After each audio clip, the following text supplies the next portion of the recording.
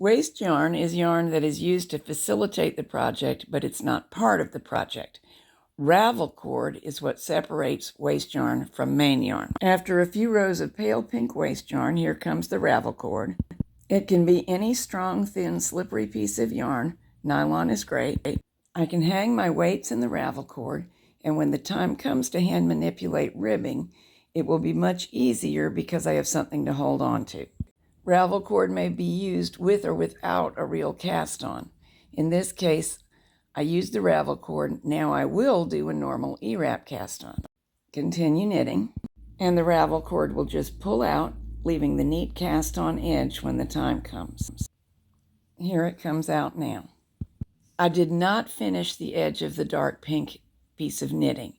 In real life, I would probably backstitch it before removing this Ravel cord, and then you would see a neat backstitched edge.